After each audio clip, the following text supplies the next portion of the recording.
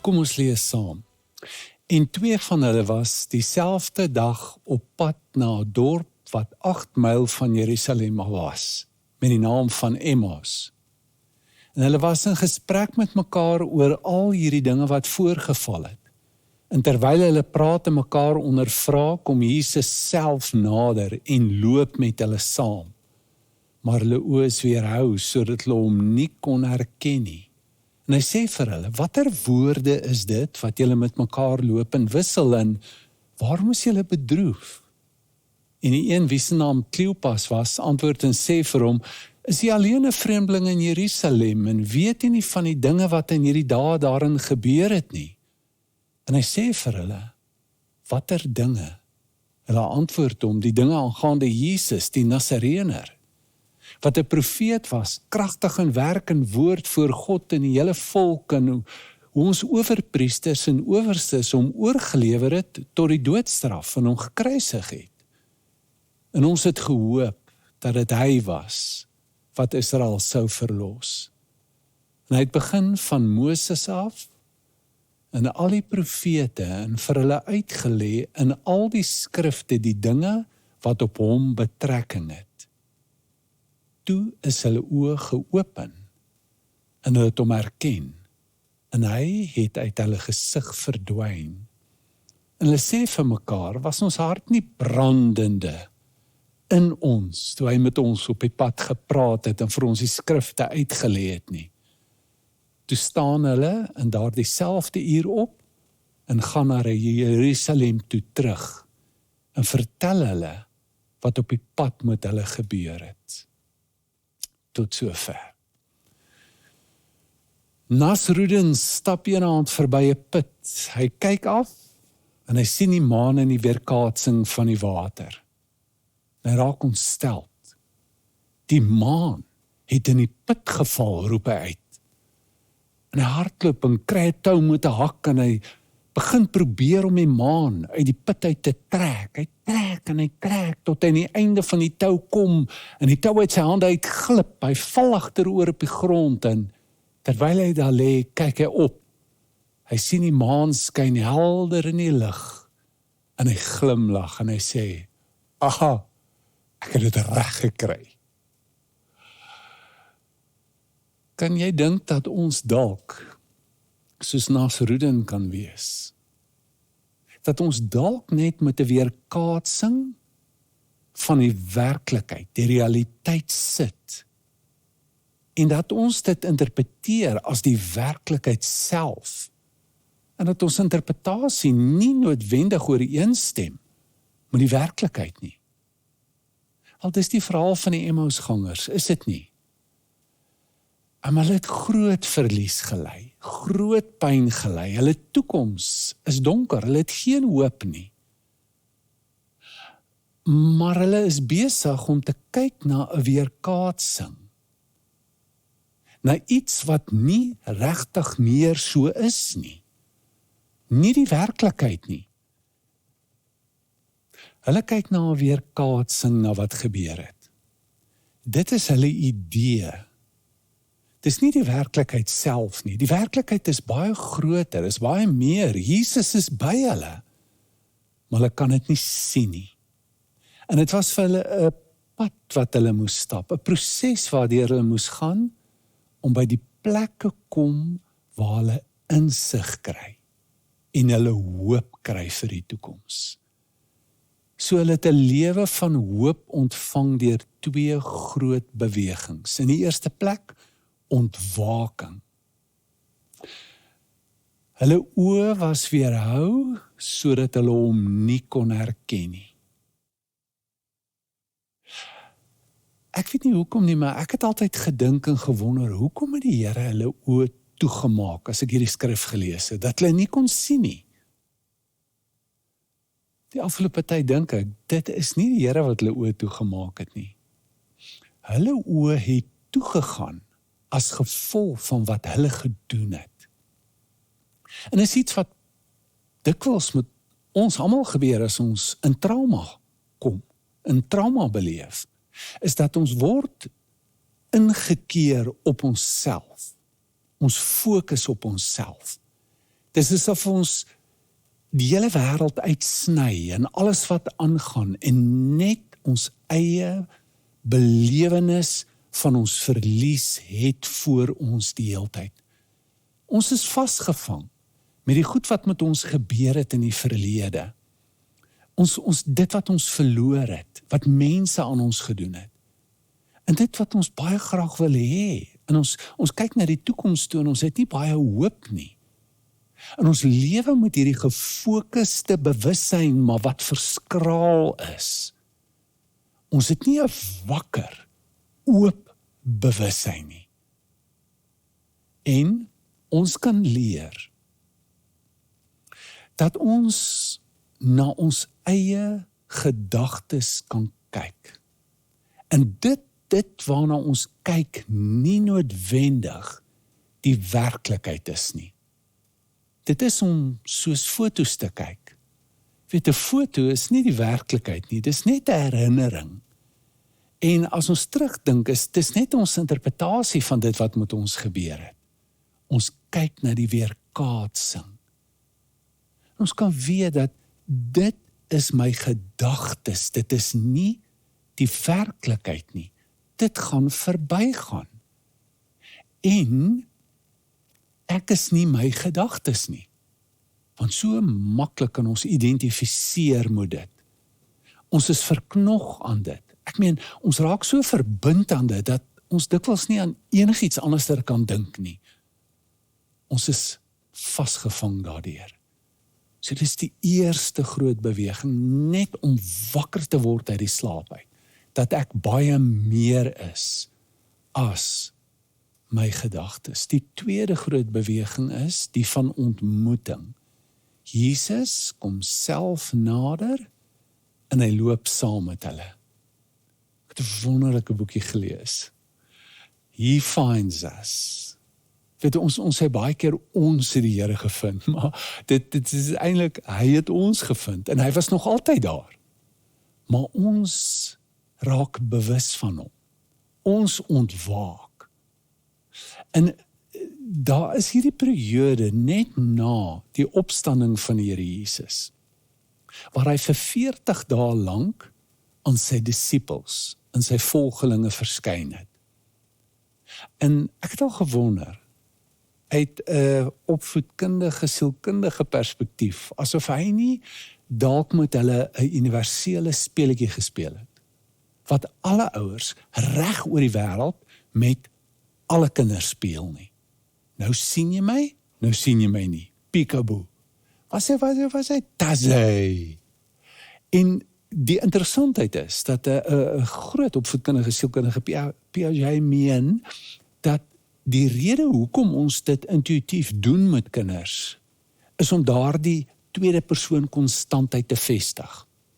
Dit is dat die kind die bewussyn moet ontwikkel, dat al kan jy my nie sien nie, en al hou ek jou nie vas nie, beteken dit nie dat ek nie meer daar is nie. Ek is daar. Want kyk, die disippels word nou voorberei, al sy volgelinge, dat daar kom 'n groot verandering. Hy gaan terug na die Vader toe, hy gaan nie meer fisies daar by hulle wees nie.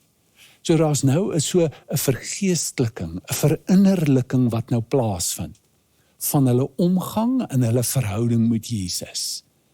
En daarom hierdie verskynings, dat hy berei hulle voor, dis 'n oorgangsperiode. Dit gaan nou anders wees. En kyk wat doen hy met hulle. Hy nooi hulle uit, 2 groot goed. Hy vra hulle, vertel my daarvan. Die groot terapeut. Hy sien hulle is bedroef. Hy hoor hulle is besig om te praat. Hy weet presies dit gaan oor hom. Hy sê nie, ek weet nie waaroor dit gaan nie, want dan sal hy jok. Maar hy nooi hulle uit om hulle storie te vertel, hulle harte oop te maak. En hulle gee vir hom alles wat in hulle binneste aan die gang is. Het en 'n mens sal wonder, maar dis mos nie nodig nie. Hy weet dit.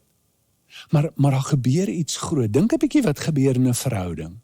As jy met 'n groot pyn in jou binneste loop, en jy het niemand om dit eintlik mee te deel nie, en jy sê dit vir niemand nie, en uiteindelik kry jy daai spasie, jy kry daai plek, waar jy dit kan vertel vir iemand wat na jou luister, wat omgee, wat kundig is, wat verstaan, en iets gebeur met jou.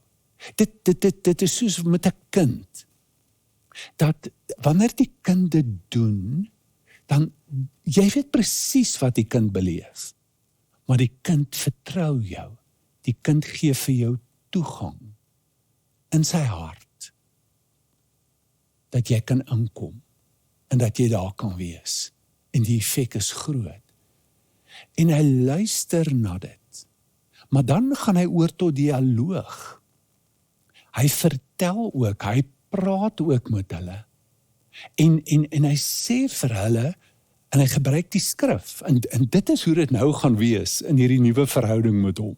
Hy gaan primêr deur die skrif, wat hy lewendig maak, en wat hy oopmaak deur die werk van die Gees, met hulle werk. Hy kon die skrif gelos en vir hulle gesê het, ek sê vir julle, maar hy gebruik die Bybel. En daar gebeur twee groot goed met hulle. Hulle verstand word geopen, sodat hulle kan verstaan. Daar is 'n nuwe reframing wat kom van dit wat met hulle gebeur. Skielik is dit nie meer die verskraalde, gefokuste bewussyn nie, maar die bewussyn gaan oop. Dit sluit God in, en dit sluit 'n groter wêreld in wat hulle besig is om hulle self in te bevind. Hulle het hulle storie vertel, maar nou word die storie aan hulle duidelik gemaak. En hulle vind hulle storie binne die groot meta-narratief storie waarin hulle loop. En daar is eintlik geen ander manier om hoop te kry as om 'n groter storie te kry as wat jy jouself vertel. En as wat jy daarna kyk nie. En die bewussyn net daarvan. Dis klein, dis beperk, dis net ek. En dit gaan nie net om my nie. God is in my situasie.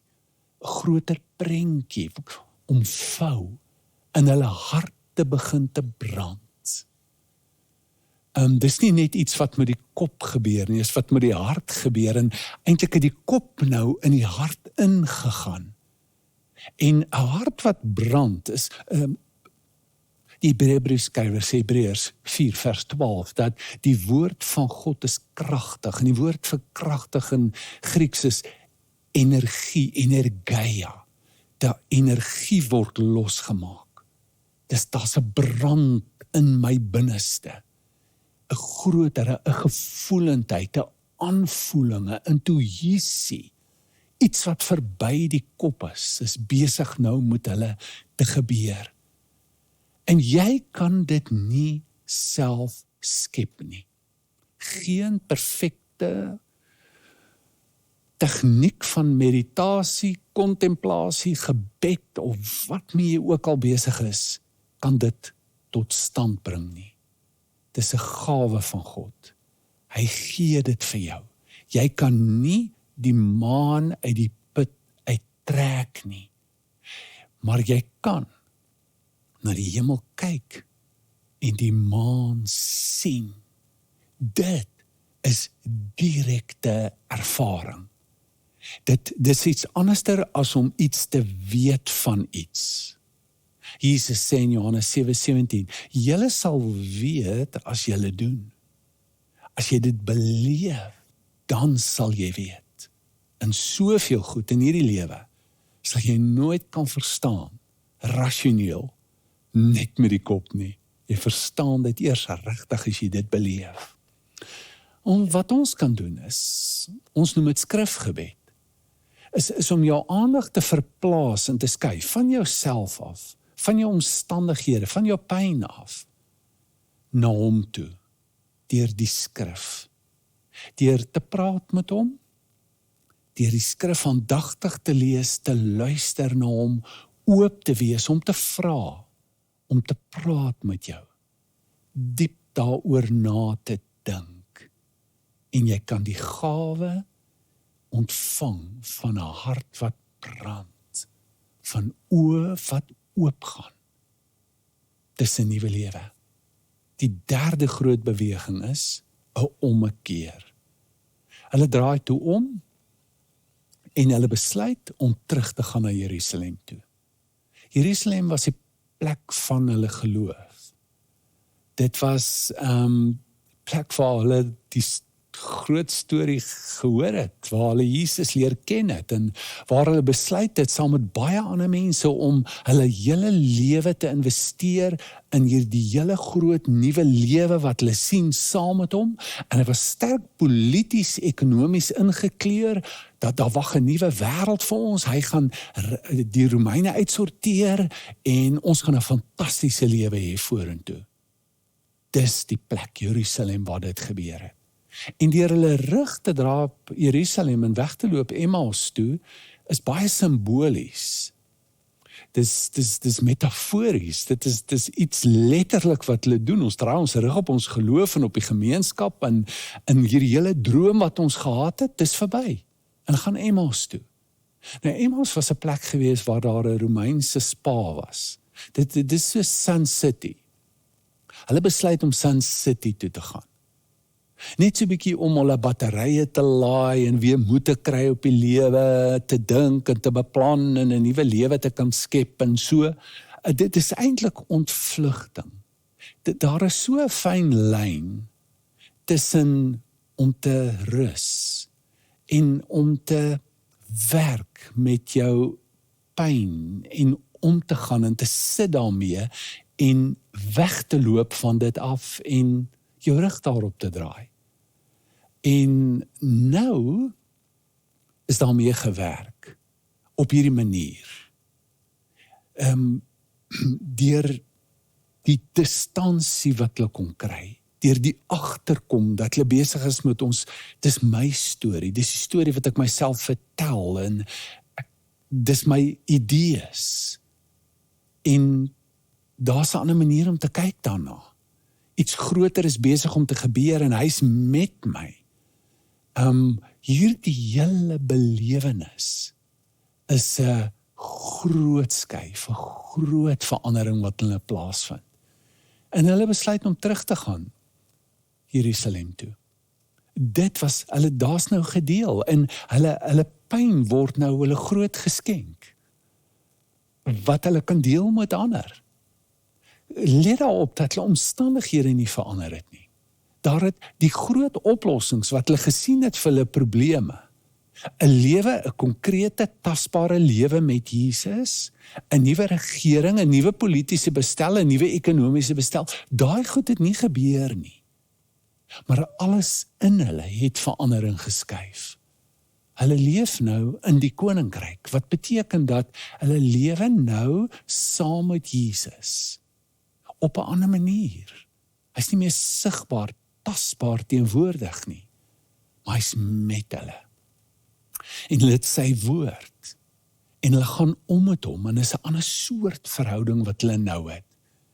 In hulle harte brand, is 'n nuwe lewe, 'n lewe van hoop.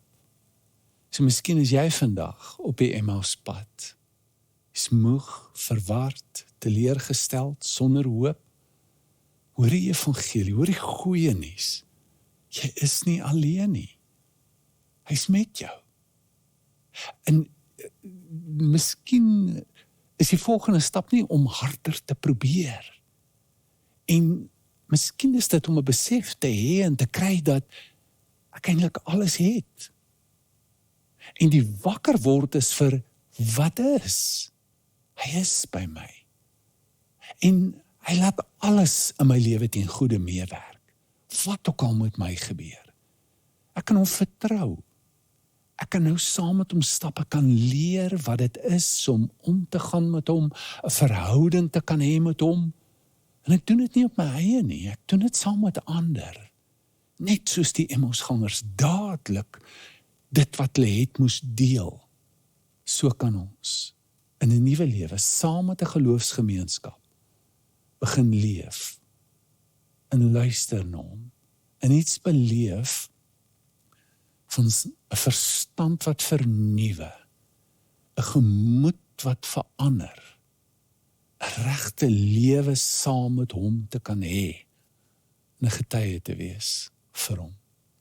Kom ons bid saam. Vader, ons sê vir U baie, baie dankie dat ons hierdie lewe saam met U kan hê. Help ons.